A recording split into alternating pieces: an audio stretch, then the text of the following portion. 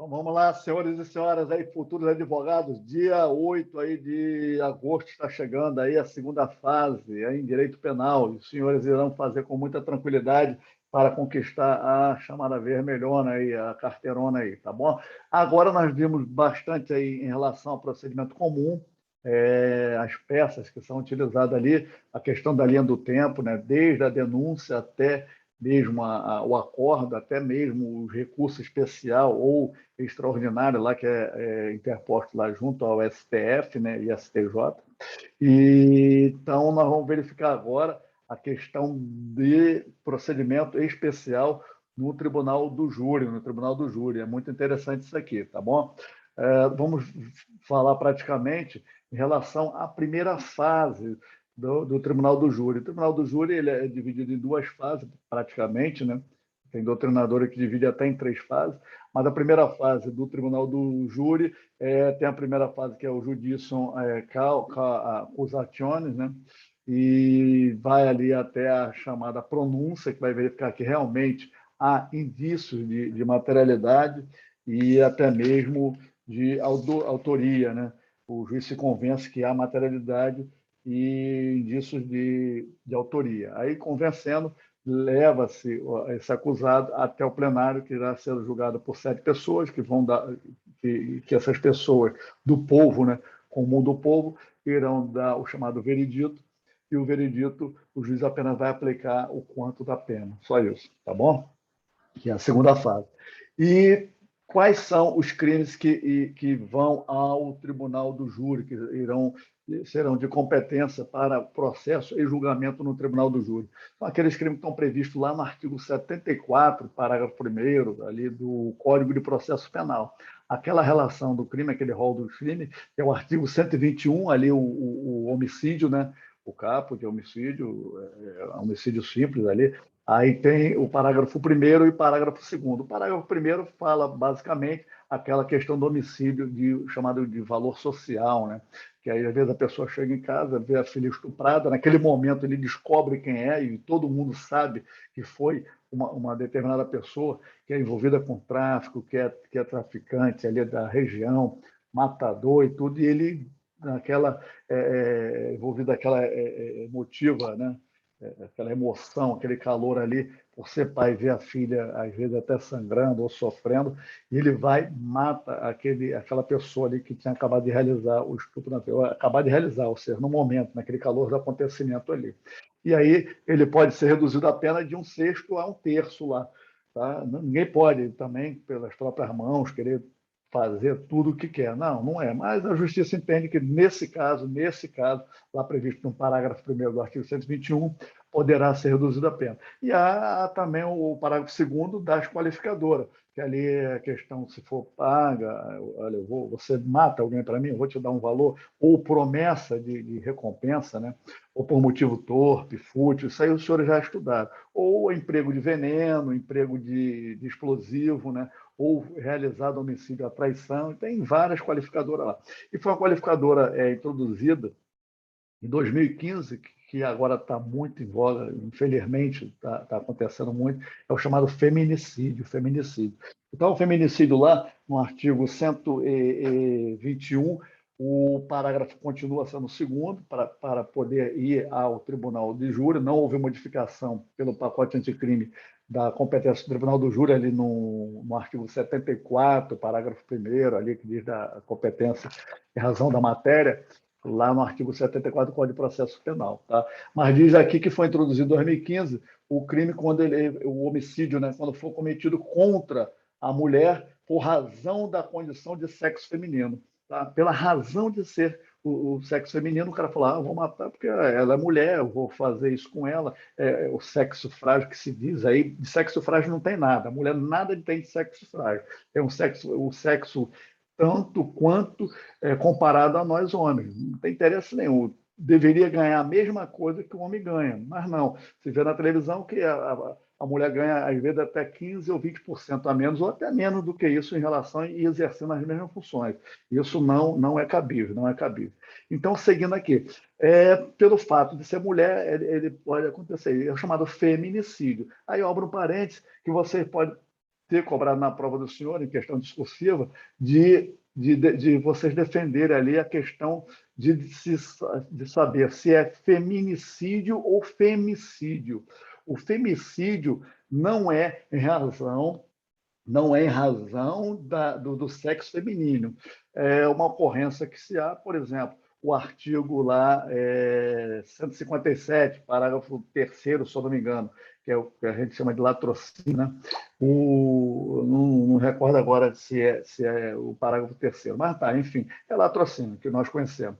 E é crime contra o patrimônio. Ali, por exemplo, o camarada vai assaltar a mulher, é uma mulher, ele reage e ele acaba disparando ali, indo embora, até não levando os pertences dessa pessoa que foi tomado o tiro, e ela vem a falecer. Ela vem a falecer. Então, nesse caso aí, é considerado femicídio, porque a pessoa matou uma mulher, não em razão do sexo de ser feminino, tá? Não em razão do sexo de ser feminino. É só esse parênteses que nós abrimos, vamos já fechando aqui, ou é feminicídio, que é em razão do sexo feminino, tem que ter a razão do ser sexo feminino, e se matar por ser uma pessoa, tanto faz ser homem ou mulher, e se for mulher, será considerado femicídio. Isso aí tem lá, eu descrevo bem legalzinho lá no meu Instagram.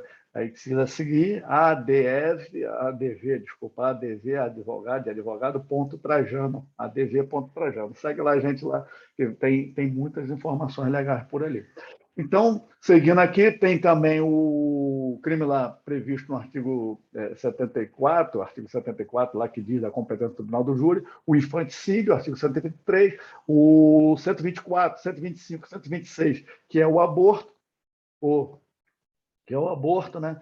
E pulamos aí, que é o 122, pulamos o 122, que antigamente o 122 ele falava só que era só o induzimento, instigar, né? Questão de suicídio, mas foi colocado, acrescentado aí, final, né, de 2019, logo depois do pacote anticrime, a questão lá da prática de automutilação ou prestar auxílio material para que o faça. Então, entrou a questão da automutilação. Então, não existia ali, não foi o pacote anticrime que modificou isso aqui, foi logo depois do pacote anticrime. O pacote anticrime é 13964 e aqui foi modificado pela 13968, logo depois ali do pacote. Esqueceram de colocar no pacote anticrime, fizeram a lei somente para isso aí, tá bom?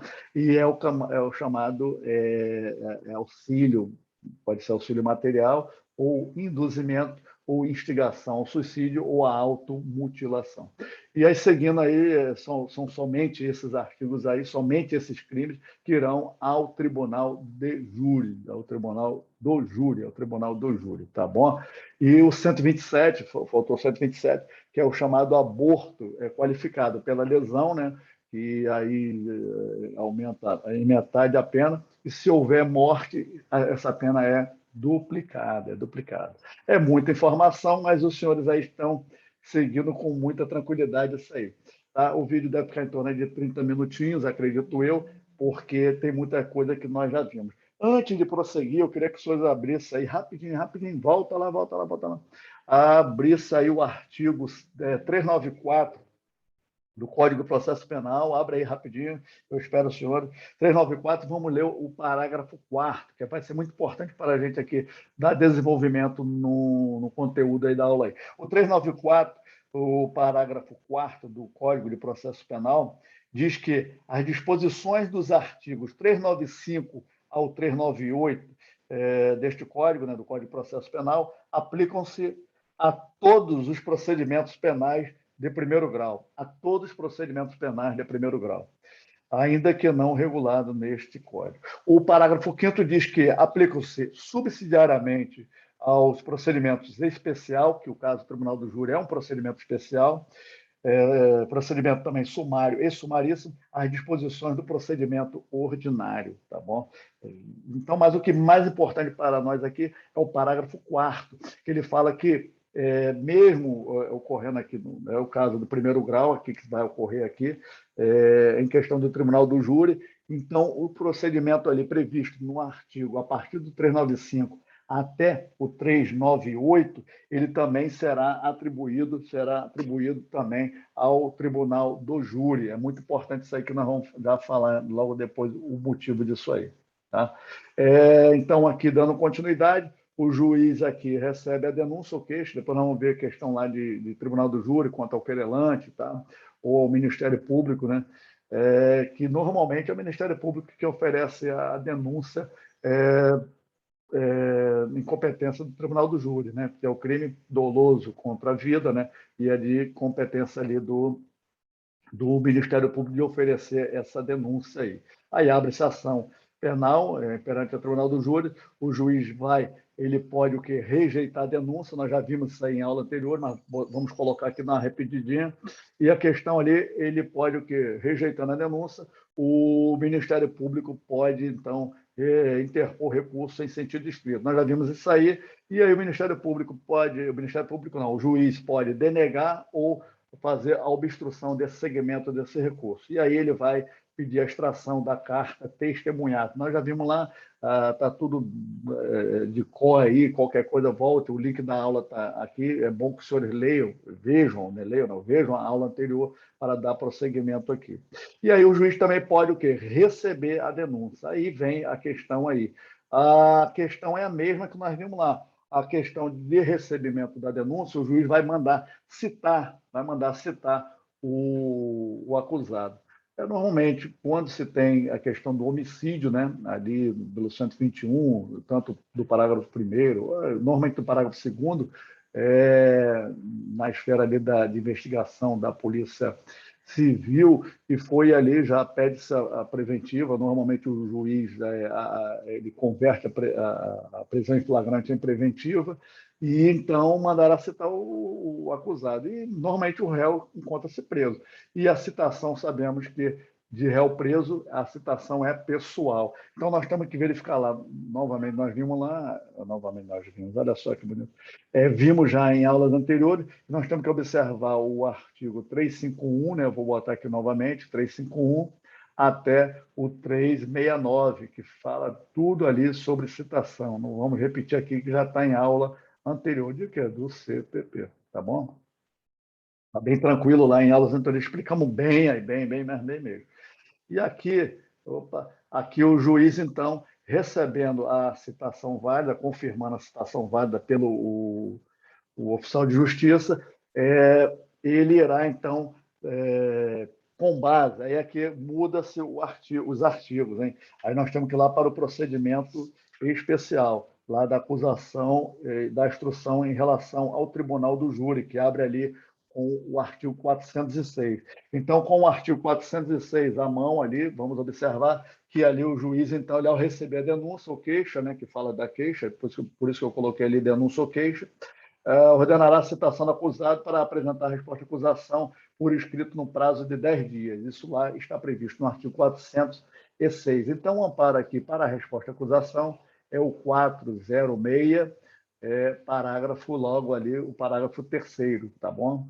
Então, observe, leiam o 406 e o parágrafo 3º, que é a resposta à acusação. E na resposta à acusação, aí que eu quero abrir aquele parênteses, por isso que nós lemos a questão do artigo 394, parágrafo 4º do Código de Processo Penal.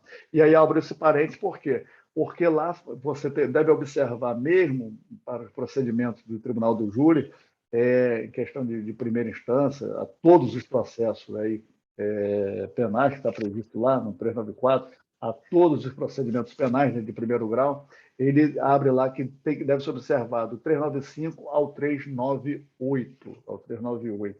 E o 395 fala da rejeição da denúncia. Então, nós vamos também pedir aqui sobre a rejeição da denúncia.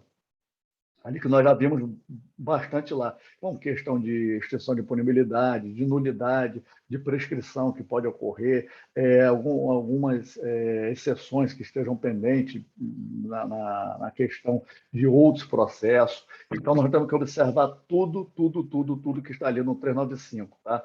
A questão de se a denúncia foi inepta ou não foi, se há justa causa ou não. Então, você vai pedir absolvição preliminarmente e também vai pedir absolvição pelo artigo 397. Então, aqui, senhores, eu abro o parênteses aqui, ó, olha aqui, ó, legal aqui, quer dizer, já está aberto parênteses.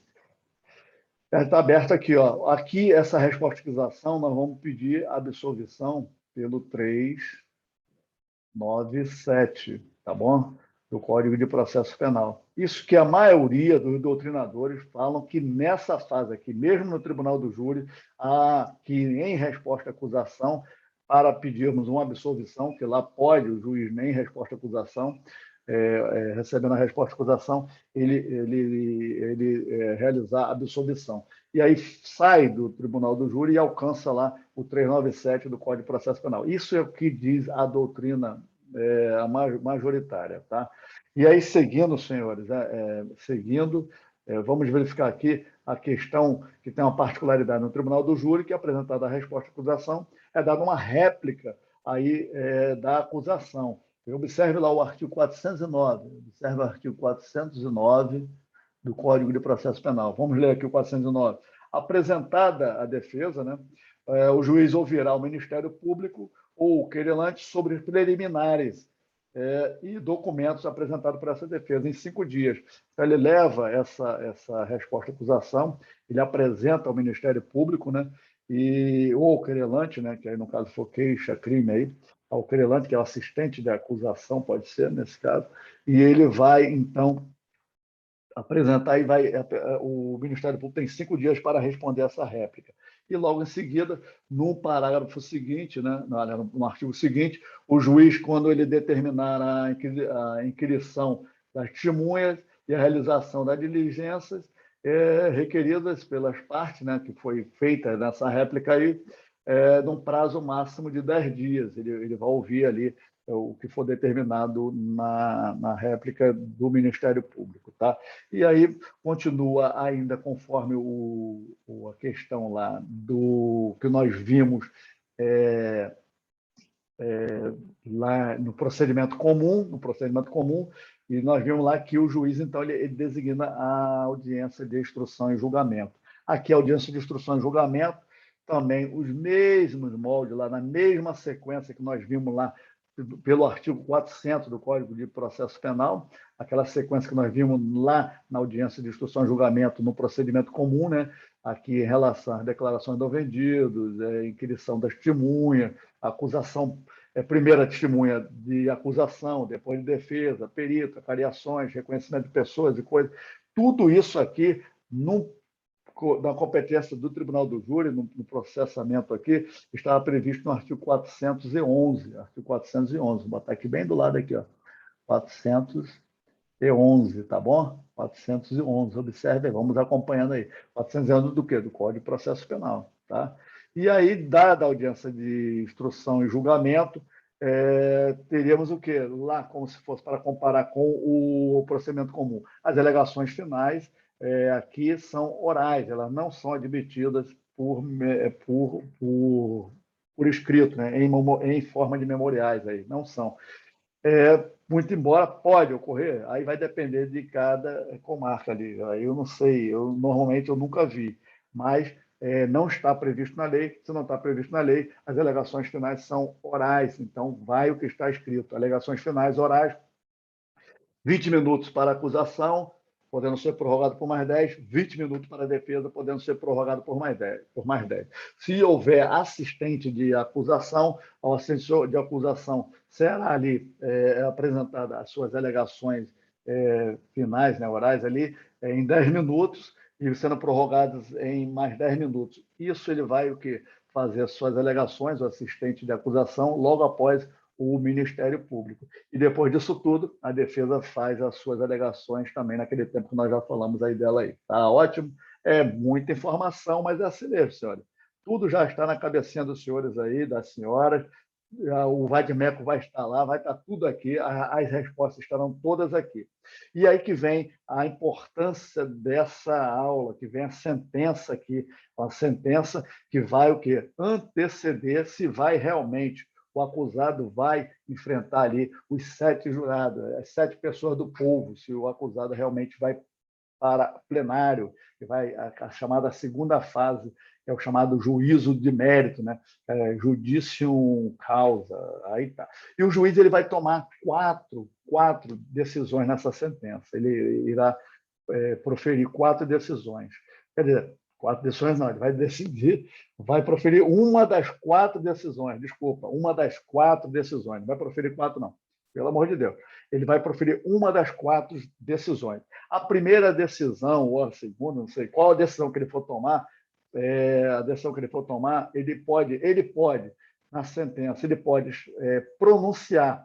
A pronúncia é o quê? É dizer que realmente houve, ele está convencido da materialidade do fato, né, e da existência de indícios. Ele está convencido que o fato realmente ocorreu e há indícios de autoria. Ele observa que, olha, pelas provas apresentadas na audiência de instrução e julgamento, nas alegações finais que me foram trazidas pelo Ministério Público, eu observei que sim, que há indícios ali fortes em questão de autoria, e ele está convencido da materialidade. Tá ótimo? Isso que é a pronúncia. E ele pode também, nessa sentença, se ele não pronunciar, ele pode impronunciar. Ele pode impronunciar. Ao contrário da pronúncia, ele não está convencido. Ele não está convencido da materialidade do fato e nem da existência desses indícios de autoria. Então, a pronúncia aqui, a gente pulou aqui rapidinho, mas a pronúncia ela está prevista lá no artigo 413, vou botar aqui, cadê ela? Aqui. Está prevista no 413 do Código de Processo Penal e a impronúncia no 414. É quase uma sequência, é uma lógica praticamente. Tá bom? 414. E seguindo, ele não pronunciou, ele pode o quê? Ele pode absolver o acusado, ele pode absolver o acusado. Essa absolvição aqui, aí sim, senhor, essa absolvição aqui, ela estará prevista no artigo 415, no 415. E aí sim, nas alegações orais aqui, nós vamos pedir a absolvição sumária. Por que sumária? Porque ela é antes que vá a plenário. Por isso que também chama de sumária. Muito embora o Código fala somente de absolvição. 415 fala de absolvição. Tá? Fala que o juiz, fundamentalmente, absolverá desde já, né, desde logo, né, por isso que fala que é sumária, o acusado. Quando? Aí vem lá dizendo provada a inexistência do fato, provado não ser ele o autor ou partícipe, né? O fato não constituir infração penal ou demonstrada a causa de isenção de pena ou de exclusão do crime. Tá? Houve ali aquela questão lá da exclusão da ilicitude, né? Ou ele isento de pena, e por aí vai. Tá? Nesse caso, então, será o 415, a absolvição aqui prevista, aqui, porque já está o quê? O processo já está maduro, já está pronto para o juiz escolher, então, aqui. Ele não pronunciou, ele não impronunciou, ele não absolveu, ele poderá o quê? Desclassificar, ele poderá desclassificar. Dizer, então, o juiz nessa sentença, ele não pronunciou, não impronunciou, e não absolveu sumariamente, ele pode o quê? Desclassificar. Dizer que o crime que está sendo ali imputado ao acusado, ao réu, né, que ele recebeu a denúncia, ele não é um crime lá cometido no artigo 121, cabeça lá, homicídio, né, matar alguém. Ele, muito embora tenha matado alguém, mas ele está em curso no parágrafo 3º, que é o quê? Um crime culposo. E crime culposo, senhores, não vai para a competência do tribunal do júri. Crime culposo de homicídio culposo. Crime culposo, não, desculpa. Homicídio culposo não é de competência do tribunal do júri. Ele vai lá, ele desclassifica, ele observou durante o processo que ele não cometeu crime com nenhuma qualificadora, e então ele foi um crime culposo, houve aquela questão de negligência, imprudência ou imperícia, e aí ele irá para a justiça comum. Ele não ficará na justiça especial no tribunal do júri, irá para o juiz singular. pode, então, ocorrer essa desclassificação. E a desclassificação, nós vamos ver lá no artigo 419. Então, 400, botar aqui a desclassificação no 419, tá bom? 419 do Código de Processo Penal. Tudo do Código de Processo Penal que nós estamos falando aqui. E aqui vem o X da questão aí, que para fecharmos aqui com chave de ouro. Contra, né, para combater uma pronúncia e desclassificação, nós vamos o quê? Interpor recurso em sentido estrito, recurso em sentido estrito.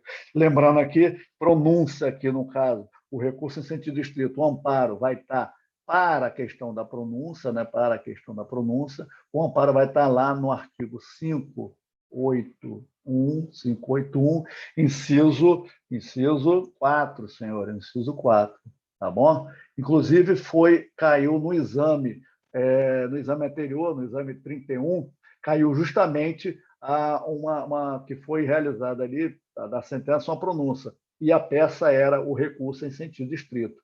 E isso caiu. Pode cair novamente? Pode cair novamente.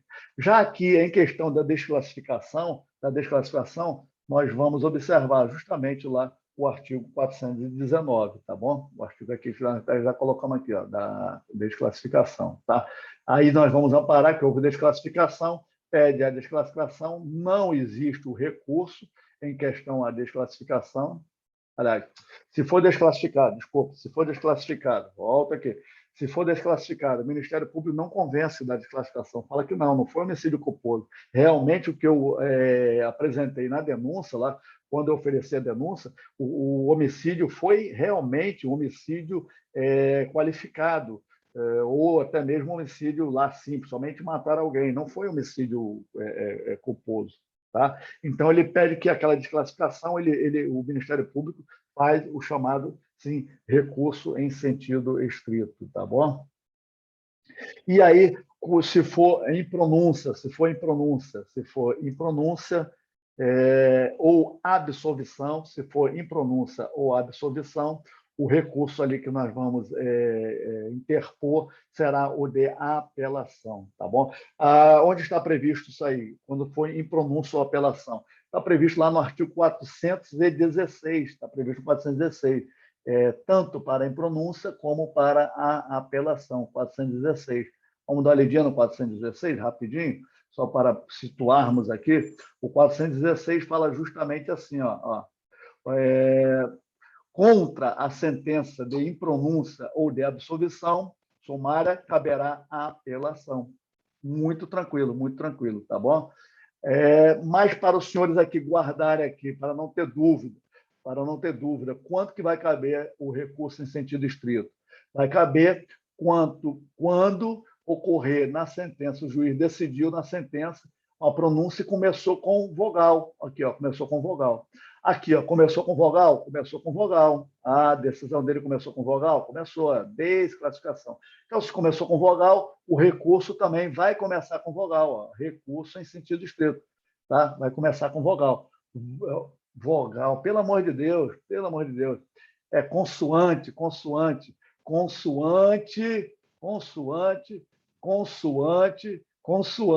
Começou com consoante, a decisão do juiz começou com consoante, o recurso também vai começar com consoante, recurso em sentido estrito. É o final de aula, aquele momento lá que os senhores já estão um pouquinho cansados, mas não fiquem cansados, senhores. Até o final, não explique até o final, está terminando. E aqui o bizu, a apelação. Começou assim, agora sim, começou com vogal, e aí começou com vogal, em pronúncia, apelação, absolvição, apelação, tá bom? Então, vogal com vogal, consoante com consoante, tá bom? Vogal com vogal, consoante com consoante. Pronúncia, desclassificação, recurso em sentido estrito. Impronúncia e absolvição, apelação. Consoante com consoante, vogal com vogal. Eu já estou aqui quase no final, já são quase 2 da manhã, estamos aqui, os vizinhos devem estar alucinados, acho que eu falo um pouquinho alto, Mas é assim mesmo. Então, aqui, senhores, para fecharmos, então, para não ficar muito aqui, sem delongas, é isso aqui. A partir agora, a partir do dia 8 de agosto, a partir do dia 8 de agosto, já está abrindo todas as portas para os senhores. A porta da esperança irá abrir. Quando os senhores terminarem a prova, vão botar aqui comentários que aqui deu tudo certo, graças a Deus deu tudo certo. Então, eu desejo aos senhores uma excelente prova. O senhor que está ainda vai realizar o exame 33 ou 34, provavelmente isso aqui não deve mudar, já se vem se arrastando por muito tempo. Aqui, os senhores que já estão assistindo, já estão até de saco cheio da minha cara, pode aqui, me dou por satisfeito, pode deletar aqui e seguir. Não deixe de comentar, não deixe de dar o likezinho, se quiser dar o like, se não quiser também, mas não deixe de comentar. Eu quero comentário, senhor. Eu quero que transborde comentário para podermos o quê? Tirarmos algumas dúvidas aí, tá? Nós estamos à disposição para isso, Então, peço aos senhores que façam uma excelente prova. E o senhor que ainda irá realizar o exame 33, 34, né, já está estudando, já está observando aí que o caminho é esse, o caminho é estudar. Então, eu peço aos senhores que dê uma lidinha nisso aí e que vai começar a estudar essas peças, já sabe pelo menos o caminho e o que irá encontrar pela frente aí. E é isso que nós desejamos. Desejamos boa sorte, muita felicidade aos senhores e às senhoras e um cheiro, aqui no Nordeste nós chamamos de cheiro, um cheiro. Meu sotaque é um pouco carioquês, mas eu sou daqui do Rio Grande do Norte, tá bom? Sou da cidadezinha pequenininha chamada Areia Branca. Depois bota no mapa e vem encontrar. Areia Branca é um lugar aí no Rio Grande do Norte ou no mapa do Brasil, tá? É uma cidade bem pequenininha, mas muito aconchegante, tá? Senhores, fiquem com Deus e até o próximo encontro. Amém.